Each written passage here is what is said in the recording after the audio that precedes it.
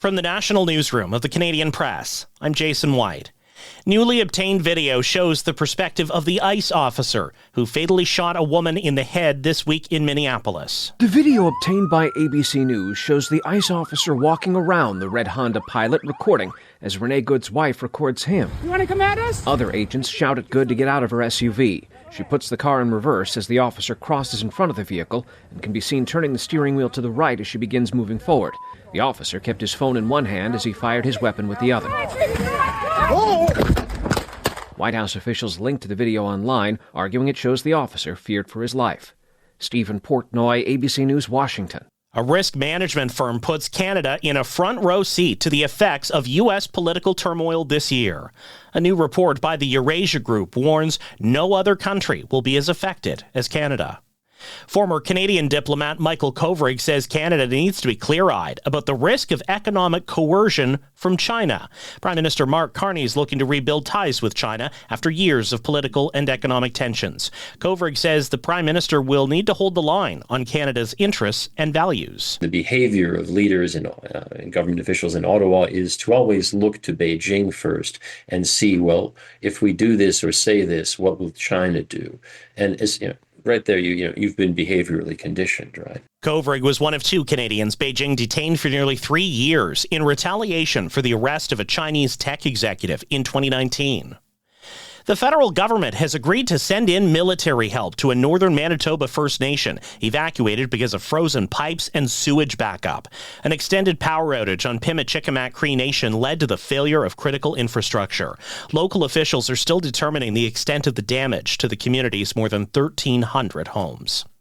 Prime Minister Mark Carney has joined European leaders condemning Russia's use of a powerful hypersonic missile on Ukraine. Carney calls Russia's second use of the nuclear-capable missile a clear and dangerous escalation. Observers say hitting western Ukraine was meant as a clear warning to Kyiv's allies in NATO. Statistics Canada says the economy kept adding jobs to close out 2025, but one economist argues the headline numbers don't tell the full story.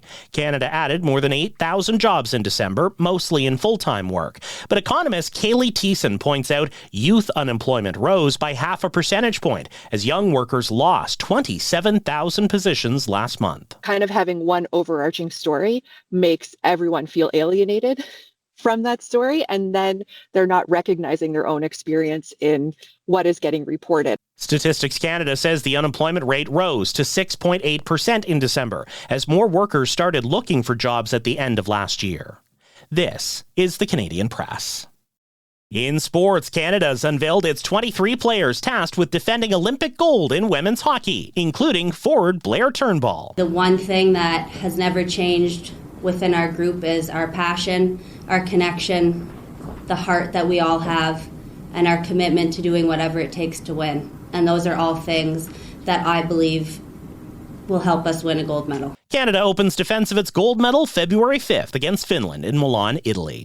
Only one Canadian team on tonight's NHL schedule. The Winnipeg Jets entertain Los Angeles as they try to end a franchise-worst 11-game winless skid. The Toronto Raptors may be shorthanded tonight in Boston, with Scotty Barnes and Brandon Ingram both listed as questionable against the Celtics.